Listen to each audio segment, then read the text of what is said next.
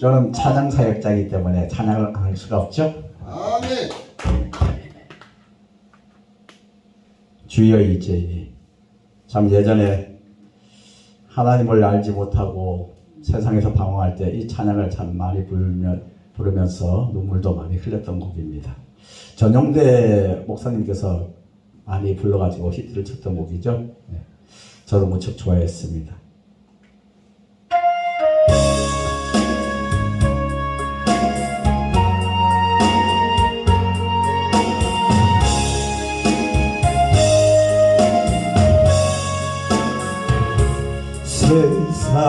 세상에서 방황할 때 나 주님 몰랐네. 내 맘대로 고집하며 온갖 죄를 저질렀네. 예수여 이제인도 용서받을 수 있나요? 벌레가 넘어간 내가 용서받을 수 있나요?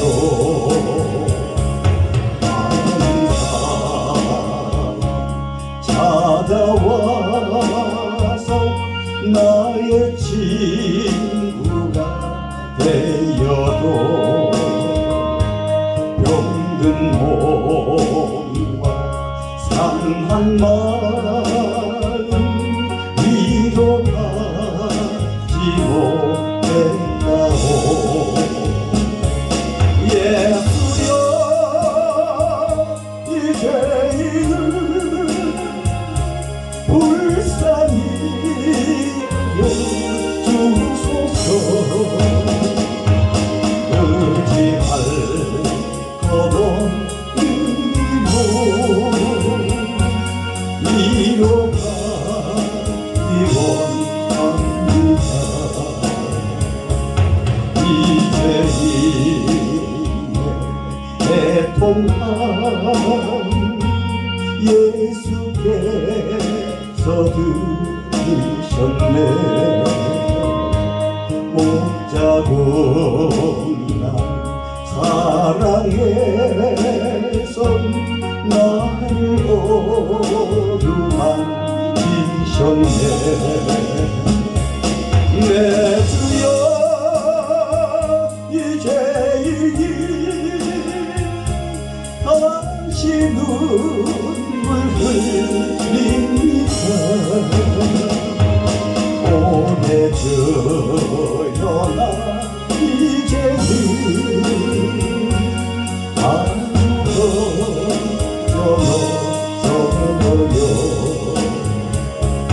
내 모든 게 무거운지 이젠 모두 다 벗었네.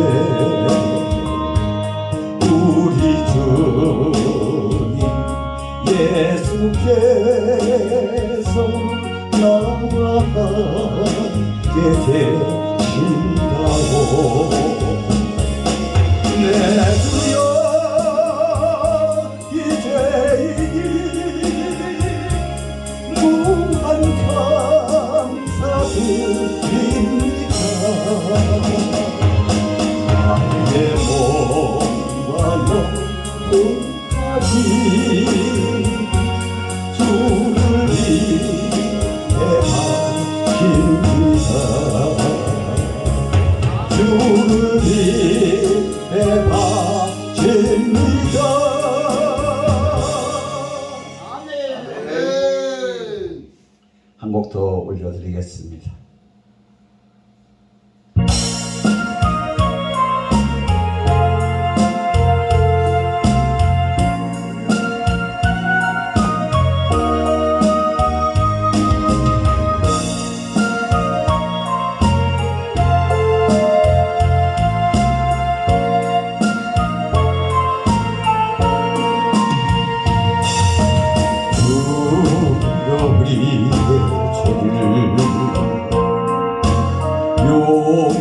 용서하여 주소서. 지난 날 잘못을 사하여 주옵소서. 주여 우리의 죄를 용서하여 주소서. 지난 날의 잘못을 사하여 주옵소서. 주여 주여 나의 죄를 위하여 주여 주여 십자가를 지셨네. 주님 가신 그 길을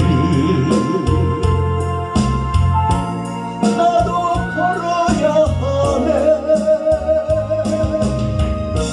주님 가신 그 길을 나도 걸어야 하네. 주여 우리의 죄를 용서하여 주소서. 지난 날의 허물을 사하여 주옵소서. 주여 우리의 죄를 용서하여 주소서. 지난 날의 허물을 사하여 주옵소서. 주여 주여 나의 죄를 위하여 주여 주여 십자가를 지셨네. 나의 생명 하나여 주를 위해 살리라. 우리가 되어도 찬양하며 살리라.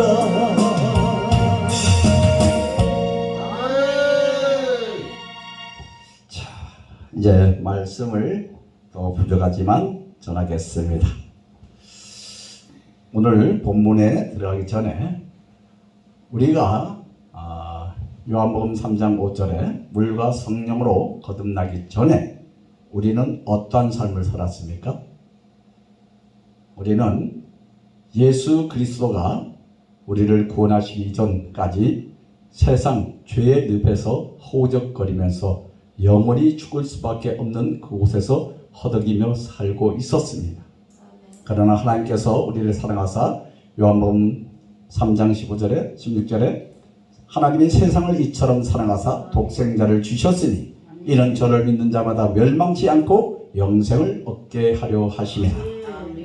그래서 우리가 세상 죄의 늪에 빠져 살다가 어느 날 빛이 임하셔서 우리가 우리 마음에 하나님의 은혜로 예수 그리스도를 믿게 하는 마음을 주셔서 우리가 예수 그리스도를 믿음으로 우리는 물과 성령으로 거듭나서 하나님의 자녀가 됐죠. 자, 그러면 하나님의 자녀가 됐으면 우리는 어떤 삶을 살아야 되는가? 그래서 오늘 제가 준비한 말씀은 에베소서 4장 22절로 24절 본문 말씀으로 새 사람으로 거듭난 삶이라는 주제를 가지고 또 여러분들과 함께 은혜를 나누고자 합니다. 우리의 신앙과 삶에 대해서 우리 자신을 한번 돌아보면 과연 내가 주님을 만나기 전에 어떤 삶을 살았을까 한번 좀 자신을 돌아보는 시간이 됐으면 좋겠다 하는 마음으로 이 말씀을 준비했습니다. 오늘 본문 구절은 저와 여러분들께 그리스도 예수 안에서 피조물로 새로운 삶을 살아야 한다는 것을 확실하게 밝혀주고 있습니다. 아멘. 에베소 4장 22절 24절을 오늘 본문 말씀을 다시 한번 우리 읽어볼까요? 에베소 4장 22절로 24절 말씀입니다. 우리가 말씀을 많이 우리가 보고 또 들으면서 우리 믿음은 더 성숙돼 자라나죠. 그래서 함께 한 번 더 우리 같이 합독해 보겠습니다. 시작. 너희는 유혹의 욕심을 따라 썩어져가는 구습을 따르는 옛사람을 벗어버리고 오직 너희 심령이 새롭게 되어 하나님을 따라 의와 진리의 거룩함으로 지으심을 받은 새 사람을 입어라. 아멘. 오늘 첫 번째로 사도 바울은 우리에게 옛사람을 벗어버리라고 권면하고 있습니다. 여기서 옛사람이란 우리의 옛생활 방식, 제약된 본성, 그리고 세속적인 욕망을 의미하고 있습니다. 우리 자신만이 아는 삶이죠. 그리스도인으로 거듭나기 전에 옛사람으로서의 우리 삶은 과연 어땠는가? 제 자신을 돌아봐도 참 주님을 만나기 전에는 제 나름대로는 참 친구들이나 주변 사람들한테 뭐 악하다 소리는 듣지는 않았어요. 제 자는 같겠지만 온유하고 겸손하고 또 의리도 남자들끼리 의리도 알고 그랬는데 또 불의를 보면 못 참고 저는 이제 군 생활을 오래 하다 보니까 군대 생활을 오래 하다 보니까 상명하복이라는 그런 틀 속에서 좀 이렇게 오랫동안 지내다 보니까 참 불이한 것들이 너무나 많더라고요. 그래서 제가 저 자신도 모르는 그 내면 속에 잠재의식 속에 의를 위해서 분이 일어나는 것을 제 자신도 몰랐던 것이 일어나더라고요. 그래서 부하들을 위해서는 제가 때로는 그들을 감싸고 하지만 위에 상관들이 계급으로 사람됨이 안 되는 그런 행동들을 할 때는 누군가 나서서 중재 역할을 해야 되는데 전부 다 손바닥 금이 없도록 자기 진급을 위해서 선뜻 말을 하지 못하더라고요. 그럴 때 제가 잘난 척 하는 것이 아니라 저는 그 내면 속에 저 자신도 제 안에 그런 게 있다는 걸 몰랐습니다. 저는 그럴 때마다 쉽게 말하면 세상 방법이지만 선을 위해서 좀 이렇게 위에 사람들한테 분명한 말을 좀 하고 그랬습니다. 별자리 앞에 가서도 할 말은 나고 제가 그때 중사 때인데 장교가 이것은 잘못되지 않느냐. 공과 사는 분명히 가려서 상명하복인 군대지만 분명하게 긴 건 기고 아닌 건 아니지 않습니까? 사람은 이기 전에 군인이기 전에 사람입니다. 사람은 감정이 있기 때문에 부하들이 때로는 장교들이 잘못됐을 때 그러한 행동을 할 수가 있습니다 하고 분명히 말씀을 드렸어요. 그런데 이것이 제가 주님을 만나고 나니까 이것도 제 교만이었더라고요. 그래서 참 많이 회개했습니다. 세상적으로는 제가 뭐 불의를 못 보고 제 나름대로 의롭게 산다고 했지만 그것이 결국 하나님의 입장에서 봤을 때는 제 교만함 나름대로의 그런 것이 비춰져서 제가 회개를 많이 했습니다. 자, 우리 자신을 돌아볼 때 주님 앞에서 설 때는 전부 다 우리는 참으로 나약하고 아주 작은 자일 뿐입니다. 벌레만도 못한 먼지 같은 존재였죠. 그런데 웬 은혜로 예수 그리스도를 믿음으로 말미암아 우리는 거듭나게서 이렇게 이제 하나님의 자녀로 제가 또 이렇게 주의 종으로 여기까지 오게 된 것은 정말 모든 것이 하나님의 은혜였습니다. 자, 우리가 죄악된 삶을 살 때 우리는 예수 그리스도를 믿기 전에 누구든지 한 번쯤은 죄악된 행동과 생각에 빠져서 마귀의 종노릇을 하며 살았을 것입니다. 그죠? 우리가 깨끗하게 부모로부터 이 세상 태어나서 지금까지 깨끗하게 살았다고 하는 자부하시는 분 계십니까? 없습니다. 예수 그리스도를 만나기 전에 깨끗하게 살았다고 아마 손들 사람은 아무도 없을 것입니다.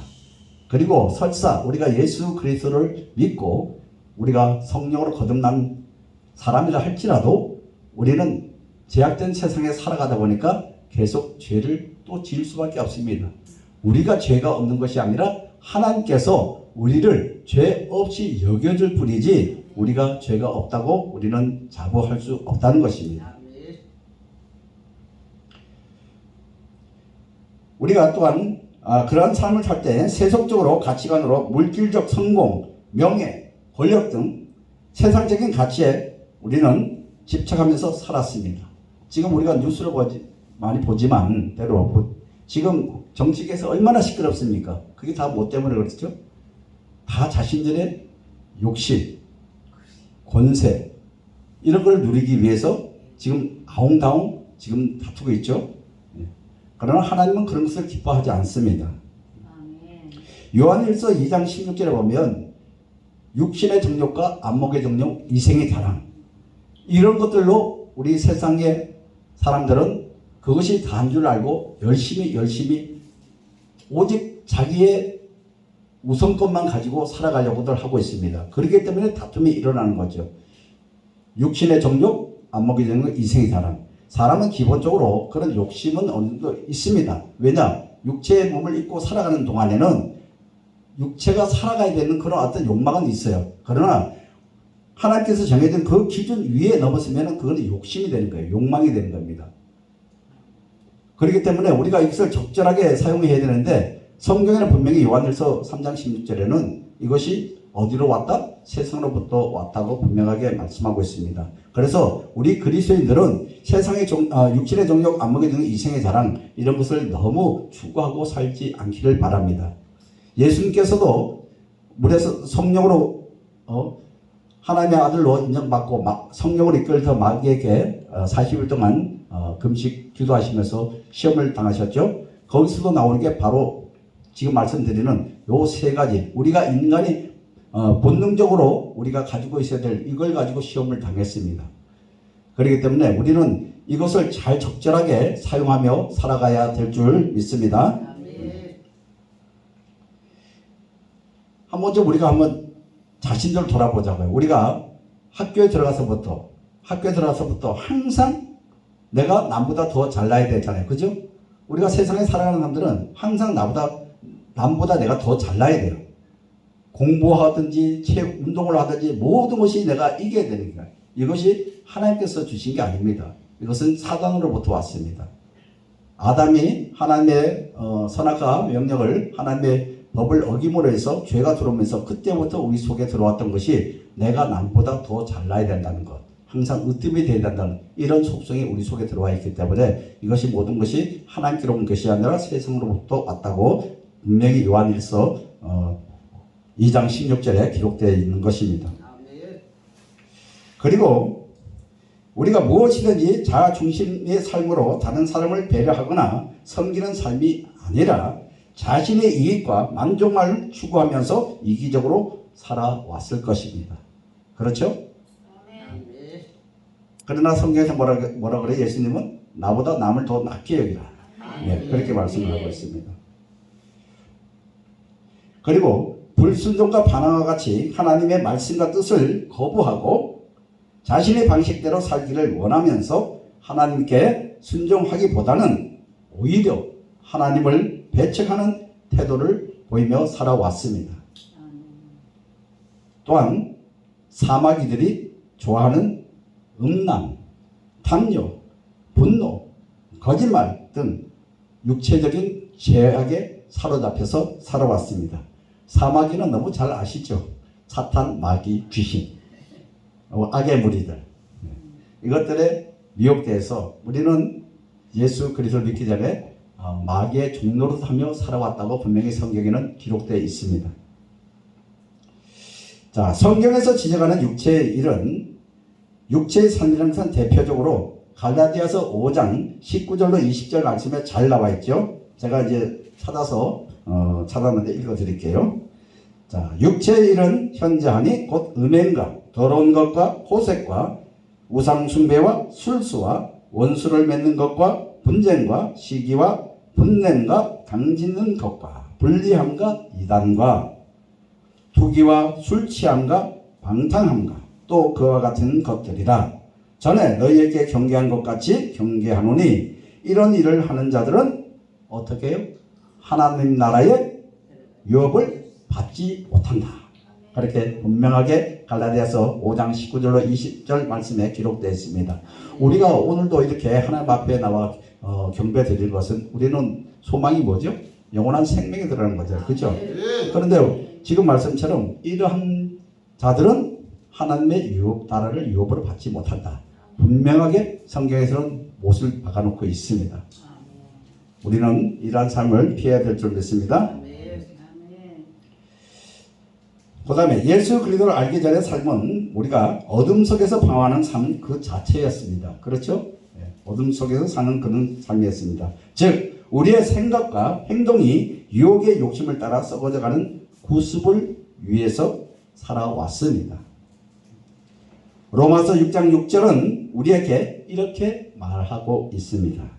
우리가 알거니와 우리의 옛사람이 예수와 함께 십자가에 못 박힌 것은 죄의 몸이 죽어 다시는 우리가 죄에게 종노릇 하지 아니하려 함이니 이는 우리가 더 이상 죄의 종이 아닌 자유롭게 된 존재라는 것을 뜻하고 있습니다. 그러나 이 자유는 무책임한 자유가 아니라 하나님께서 원하시는 거룩하고 의로운 삶을 위한 자유인 것입니다. 자, 두 번째로 오늘 본문 말씀에서 오직 너의 심령이 새롭게 되어 라는 말씀에 우리를 한번 주목해야 합니다. 우리의 내면이 새롭게 변화되어야 한다는 것입니다. 이것은 단순히 외적인 변화가 아니라 우리의 생각, 마음, 그리고 영혼이 완전히 새로워지는 것을 말씀하고 있는 것입니다. 로마서 12장 2절은 또 이렇게 권면하고 있습니다. 너희는 이 세대를 본받지 말고 오직 마음을 새롭게 함으로 변화를 받아서 하나님의 선하시고 기뻐하시고 온전한 뜻이 무엇인지 분별하도록 하라. 우리가 하나님의 뜻을 분별하기 위해서는 우리의 마음과 생각이 새롭게 되어야 합니다. 자, 세 번째로 하나님을 따라서 의와 진리의 거룩함으로 지으심을 받은 새 사람을 입으라고 오늘 본문 말씀 마지막 절에 나와 있죠. 우리는 이제 새로운 피조물로서 하나님의 형상을 따라서 새롭게 지음 받은 존재입니다. 인정하시죠? 다 여기에 성령 다 받으시고 새 사람을 입은 분들만 모여 있죠. 교회를 아무리 열심을 다니고 봉사 잘하고 헌금 잘하고 11조 잘한다 해도 성령을 받지 못하면 그는 성도가 아닙니다. 그는 하나님의 자녀가 아닙니다. 저는 분명히 이 자리에서 말씀드립니다. 그는 성경에 기록되어 있잖아요. 그죠? 물과 성령으로 거듭나지 아니하면 하나님 나라에 들어갈 수 없다. 하나님의 나라에 들어갈 수 있는 것은 곧 하나님의 자녀가 되어야만 갈 수 있는 것입니다. 그러나 우리가 함부로 성령을 받았다 안 받았다 우리가 함부로 판단하지 못하지만 그들의 행실을 보고 그들의 삶을 보면 그가 성령을 받은 자인지 아닌 자인지 그거는 우리가 간과할 수는 있습니다. 그러나 우리가 그것을 함부로 우리가 정죄 판단해서는 안 되고 그것은 이 다음에 하나님 나라에 가서 주님이 심판하실 것이기 때문에 그것은 우리가 함부로 그렇게 말할 것은 아닙니다. 아니지만 제가 분명히 말씀드리는 열심히 봉사 잘하고 헌금 잘하고 선교 잘하고 그 다음에 또한 11조 잘하고 한다고 해서 그들이 다 거듭난 사람이냐? 저는 그렇게 보지 않습니다. 또한 신학 박사고 어떤 유명한 목사라도 성령을 받지 못한 분들도 있다고 분명히 말씀을 드립니다. 제가 예전에 어떤 그 신학 박사를 한번 만났었는데 그분이 갑자기 참 힘든 고난을 받았어요. 그런데 그분이 하시는 말씀이 제가 직접적으로 저도 이제 지인을 통해서 만났는데 하나님이 있기는 뭐가 있냐고 자기가 30년 넘게 신학 박사를 하면서 성경을 그렇게 연구하고 했는데 나에게 이런 고난이 온다고 하니까 그런 하나님을 따르고 오히려 그런 분들이 하나님을 더 배도하는 그런 행위를 하더라는 것입니다.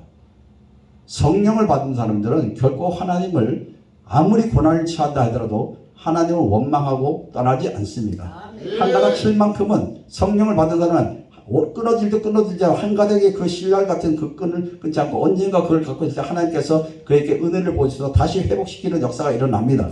하지만 아무리 내가 열심을 내서 내 의로 내 육신의 생각으로 뜻으로 열심히 내가 신학 박사가 되고 목회를 하고 해도 그것은 자기 출세를 위하고 자기 명예를 위해서 한 것이지 하나님을 위해 한 것이 아니라고 저는 감히 이 앞에서 말씀을 드립니다. 우리는 성령 받은 분들은 오늘 제가 말씀드리는 물론 저보다 더 잘 아시는 말씀드리지만 우리는 거듭났으면 새 사람답게 살아야 됩니다. 하나님의 자녀가 됐으면 하나님의 자녀답게 살아야 되잖아요. 아버지를 영광을 가려서는 안 되잖아요. 그렇기 때문에 우리는 새롭게 늘 거듭난 삶을 추구해야 될 줄 믿습니다. 고린도후서 5장 17절은 이렇게 말하고 있습니다. 그런즉 누구든지 그리스도 안에 있으면 새로운 피조물이라 이전 것은 지나갔으니 보라 새 것이 되었도다. 우리가 그리스도 안에 있으면 우리는 더 이상 과거에 제약된 삶에 얽매이지는 않습니다. 그러나 이것이 얽매이지는 않지만 저는 말씀을 드리고자 하는 것은 죄에 대해서 얽매이지는 않지만 성령이 우리가 다스리지 않으시면 우리는 죄에 얽매일 수밖에 없습니다. 그렇기 때문에 우리는 항상 성령을 모시고 성령의 인도함 따라서 살아가야 될 줄 믿습니다. 우리는 새로운 피조물로서 하나님의 자녀가 되었고 그분의 영광을 위해서 살아가야 합니다. 이는 우리의 삶의 모든 영역에서 하나님의 의와 진리의 거룩함을 나타내는 것입니다. 여러분 그렇다면 우리는 어떻게 살아가야 하겠습니까? 에베소 4장 25절 32절 오늘 본문 말씀 그 다음 절에 계속 나오죠. 제가 한 절 한 절 제가 말씀을 드리겠습니다. 에베소 4장 25절에 그런즉 거짓을 버리고 각각 그 이웃으로 더불어 참된 것을 말하라. 이는 우리가 서로 지체가 됨이니라. 이것은 거짓을 버리고 서로 진실하게 말하는 것은 우리 사회 공동체, 특히 우리 신앙 공동체에서 신뢰를 쌓는 데 필수적으로 필요한 것입니다. 또한 26절 분을 내어도 죄를 짓지 말며 해가 지도록 분을 품지 말며 27절에 마귀로 틈을 타지 못하게 하라. 분노는 자연스러운 우리의 감정이죠. 감정이지만 그것이 죄로 이어지지 않도록 우리는 주의해야 합니다. 제가 잠깐 목사님이 말씀한 것을 인용해서 죄송하지만 오늘 새벽에 우리 오 목사님께서 오충만 목사님께서 말씀하신 것처럼 그렇습니다. 저도 그렇게 생각을 하고 지금까지 그렇게 살고 있는데 우리가 그리스도인으로서는 세상에 살아가면서 또 우리가 같은 그 목회자들 이 신앙 공동에 살아가면서 남들한테 항상 좋은 얘기만 들을 수 없어요. 때로는 내가 잘했다 할지라도 시기 질투하는 분들이 분명히 있기 때문에 비방과 욕된 말과 별의별 말을 다 들을 수 있습니다. 그렇기 때문에 우리는 그 순간에 그것을 들을 때는 인간이기 때문에 감정이 있기 때문에 순간적으로 기분도 상할 수 있고 화도 날 수는 있습니다. 하지만 그것을 우리가 계속 우리 안에 끌고 들어가서는 안 된다는 겁니다. 우리 마음 안에. 그것이 내 안에 들게 되면 우리 안에 자리를 잡고 그것을 가지고 계속 원수마귀 사탄은 우리 생각을 타고 들어와서 계속 우리를 어지럽힙니다. 분을 내게, 더 분을 내게 하고 자꾸 생각나게 하고 작은 누룩이 우리 안에 그런 것이 심어놨다면 계속 사단은 그것이 부풀려가지고 나중에는 그것이 오히려 화가 되는 경우가 있습니다. 저도 지금까지 자랑은 아니지만 많은 좀 불미스러운 그런 일들이 사실은 많이 겪으면서 살았습니다. 여기 계신 분도 다 물론 그렇겠죠. 그러나 제가 하나 자랑하고 싶은 거는 저는 그것을 순간적인 감정을 하고 딱 끝나면 그냥 돌아서서 내가 잘했던 못했던 제가 먼저 손 내밀었습니다. 군에 있을 때 부하들한테도 화가 나면은 뭐라고 해놓고서 돌아서서 내가 손 들고 아까 내가 이렇게 해서 내가 좀 화가 났어. 근데 어떤 걸 해 하고 딱 잊어버리고 그것을 제가 제 마음에 품지 않으니까 한 10분 15분만 돌아면 제 마음에 품지 않으니까 제 마음이 오히려 편하더라고요. 아멘. 그래서 오늘 아침에 우리 또 오 목사님 말씀에 저도 은혜를 많이 받았습니다. 자, 그렇게 해야 우리가 원수가 맺어지지 않아요. 아멘. 자그만 그런 상대방의 나에게 모욕감을 주는 그걸 가지고 내가 그것을 마음에 받아들이면 그것이 자꾸 자리 잡게 되면 원수까지 되어갈 수가 있습니다. 그래서 그러한 일들이 살아가면서 비일비재하게 많이 일어날 겁니다. 하지만 그 순간에 감정적으로 그렇게 일어날 사람의 육신의 몸을 입고 있는 감정은 있어요. 그렇지만 그걸 깊이 내 안에 마음속에 깊이 담아두지 않기를 좀 외람되지만 제가 말씀을 드리고 싶습니다. 아멘. 자, 그 다음에 28절 지금 조금 전에 말씀드린 26절 27절이 바로 그런 말이에요. 분을 내어도 죄를 짓지 말며 해가 지도록 분을 품지 말며 마귀로 틈을 타지 못하게 하라. 분을 내도 해가 지기 전에 서로 화해하면 됩니다. 그러면 마음에 자리 잡지 않기 때문에 풀어질 수가 있어요. 서로가 그것이 관계 회복이 됩니다. 사람이 다르고 서로 생각이 다르고 감정이 다르고 하다 보니까 때로는 의견 다툼도 일어날 수가 있어요. 특히 부부 간에도 형제지 간에도. 그러나 그것이 해가 지기 전에 서로 화해하고 누가 먼저 손을 내밀든 상관이 없습니다. 손을 내밀어서 화해하고 나면 그것이 마음에 맺히지 않고 오히려 그 후에는 더 서로가 정다운 사이가 될 수도 있습니다. 아멘.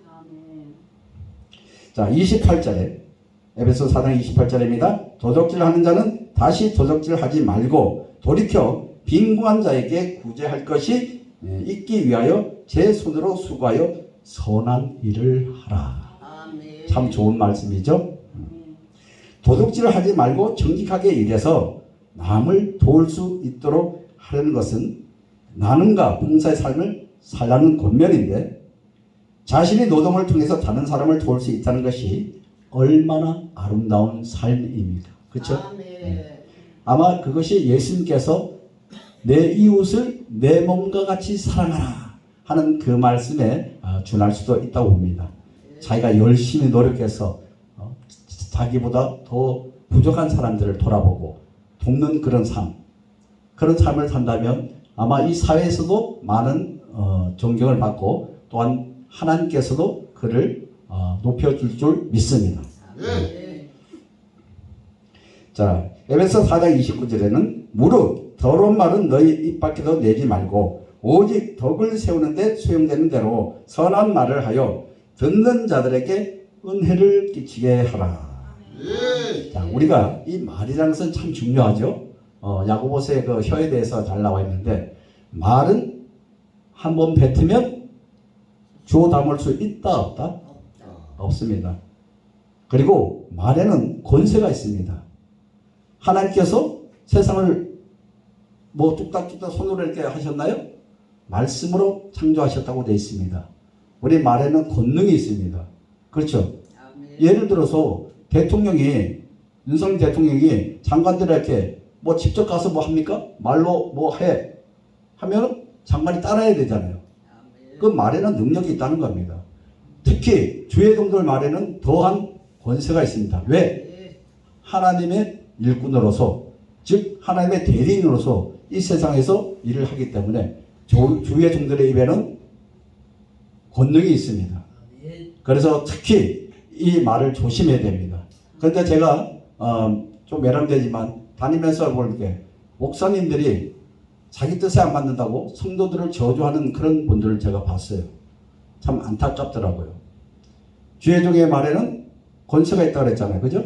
그러면 그 성도를 자기 교회 아니고 딴 데 떠난 데서 저주하면 되겠습니까? 안 됩니다. 안 되죠. 저는 그때 개인적으로 생각합니다. 성도는 우리의 속한 하나의 종속된 사람이 아니에요. 그죠?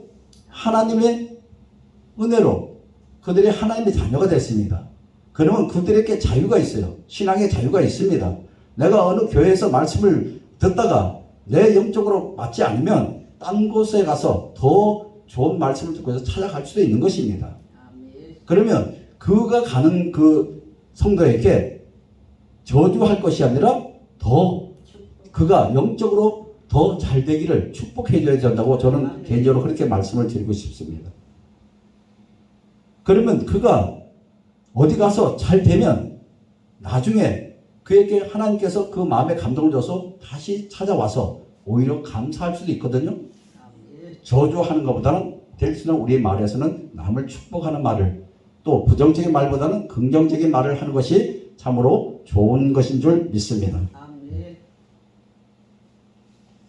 자, 그래서 에베소 4장 40절은 또 말씀에는 하나님의 성령을 근심하게 하지 말라. 그 안에서 너희가 구속의 날까지 인치심을 받았느니라 라고 말씀을 하고 있습니다.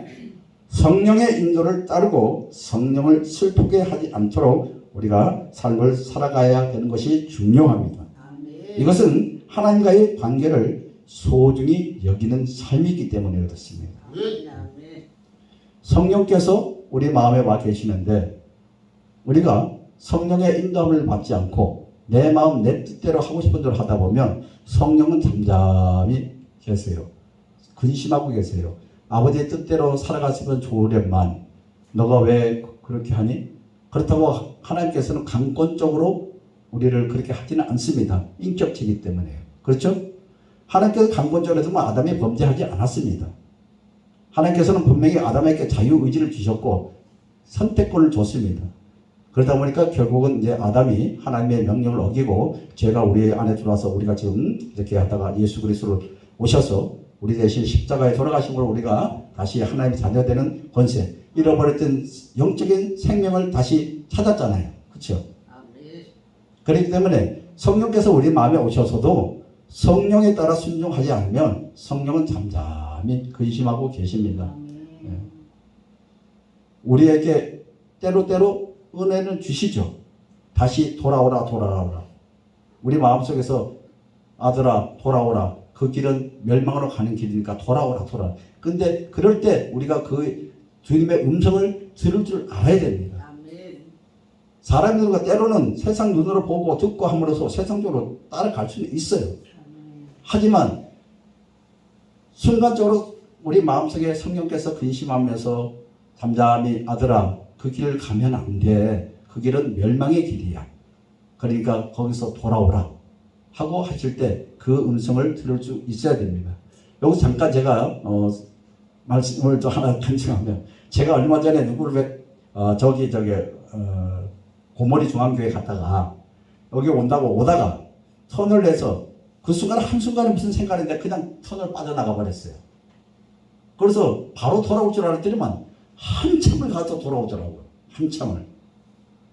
그때 돌아오면서 또 마음에 어떤 마음을 주시냐, 깨달음을 주시냐면 아 그렇구나. 우리가 주님의 길을, 생명의 길을 가다가 잠깐 방황해서 놓쳐버리면 다시 그 길을 돌아오려면 한참을 헤매야 되는구나. 아 그걸 그 순간에 깨닫게 해주시더라고요. 아 그렇구나. 우리가 생명의 길, 좁은 길을 가다가 순간적으로 한눈 팔아서 잠시 그 길을 떠나면 이 길을 다시 돌아오려면 한참 방황하며 고난의 길을 걷다가 다시 돌아오게 올 수밖에 없는 그런 것이구나 하고 깨달음을 제가 또 얻었습니다. 그래서 우리는 이 길을 가는 것이 곁눈질을 하지 말고 오직 한 길로 가시는 우리 모든 성도분들이 주의 종들이 되시기를 부탁드립니다. 자, 에베소서 4장 31절에는 너희는 모든 악독과 노함과 분냄과 떠드는 것과 회방하는 것을 모든 악의와 함께 버리고 서로 인자하게 하며 불쌍히 여기며 서로 용서하기를 하나님이 그리스도 안에서 너희를 용서하신 같이 하라.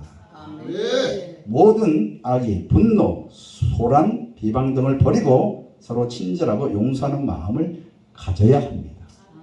예수님께서도 그러셨잖아요. 그죠? 항상 주님께서 우리가 잘 아시는 그 마태복음 5장서부터 8장까지 산상수훈에서 항상 어떻게 해라 그래요? 화목하라 그래요. 화목.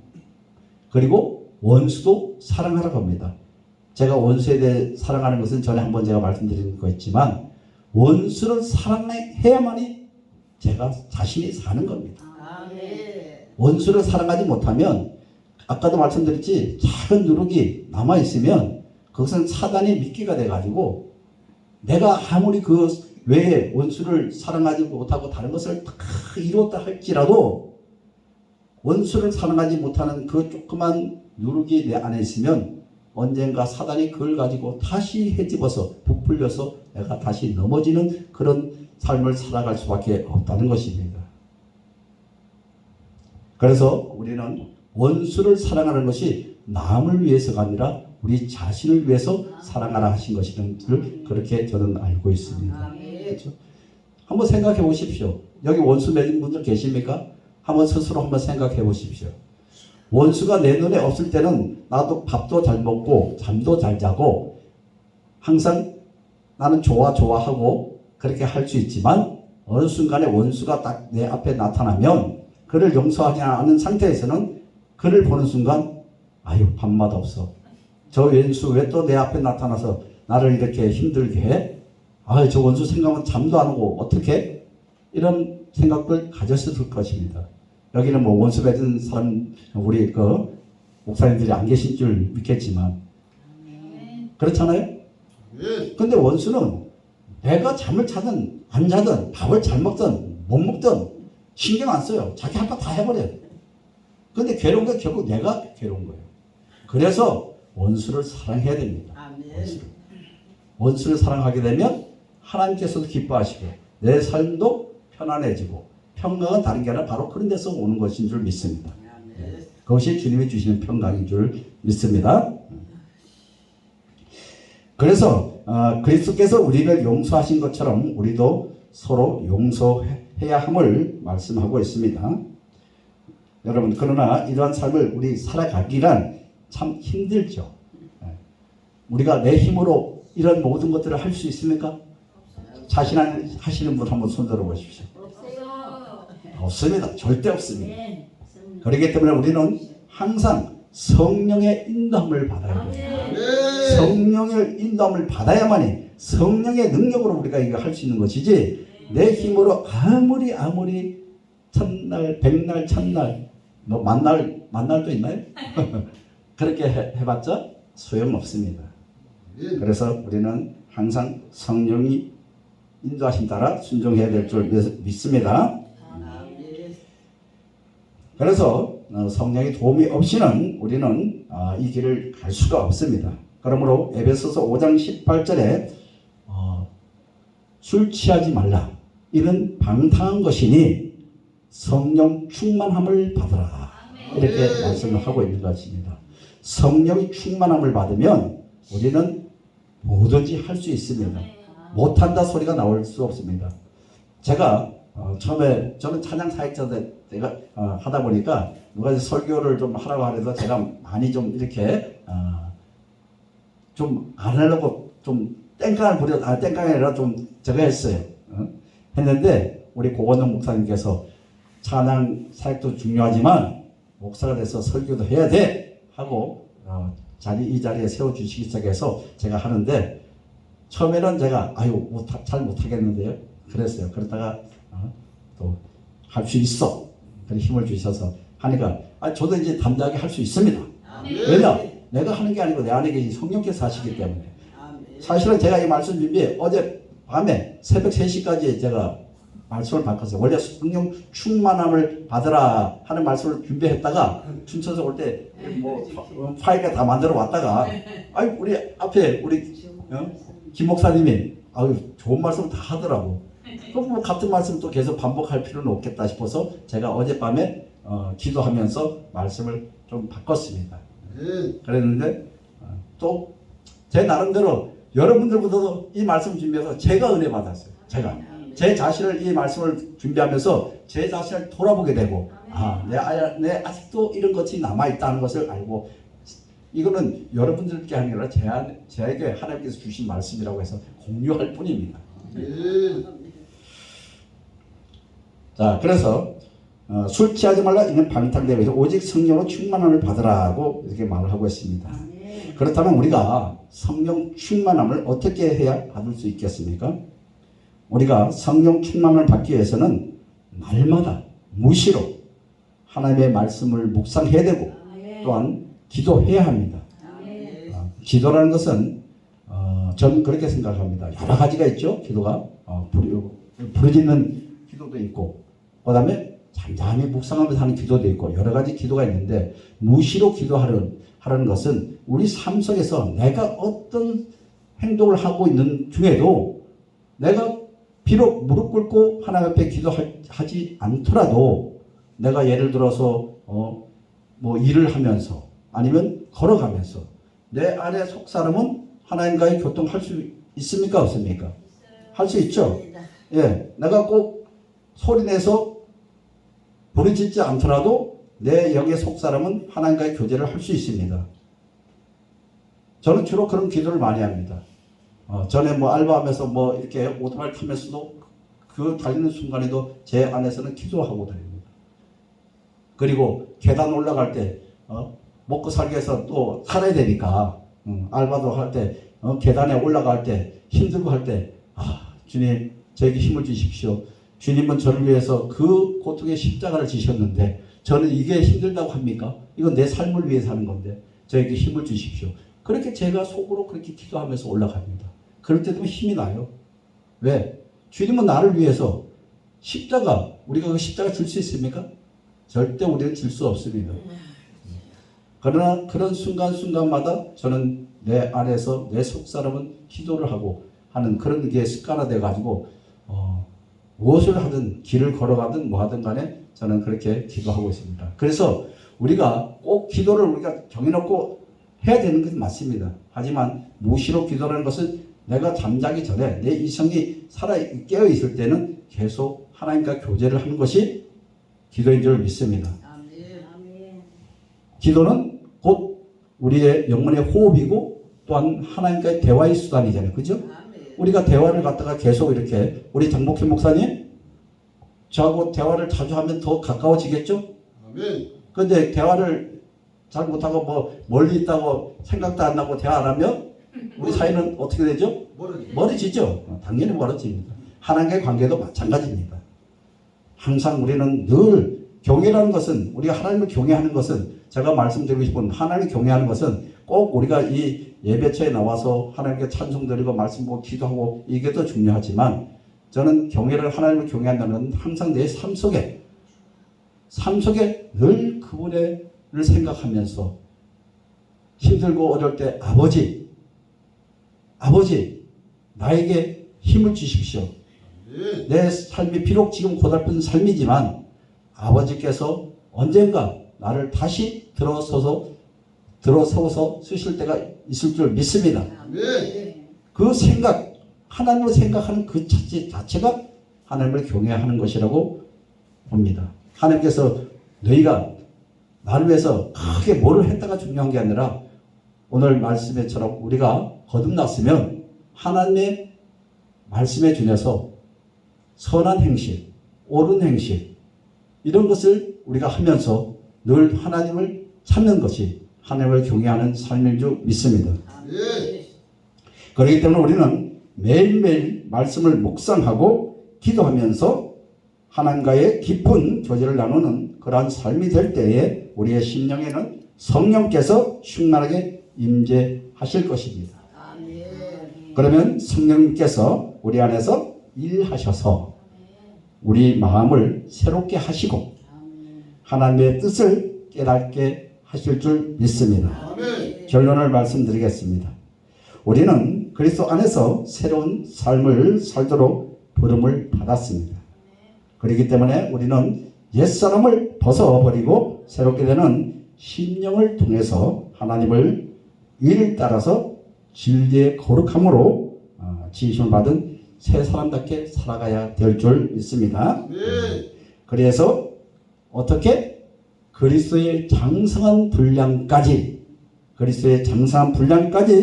자라나가지고 하나님께서 기뻐하시는 삶, 주님이 그러듯 내가 포도나무에 너희는 가지니 나에게 붙어있으면 어떻게 열매를 많이 맺을 수 있다.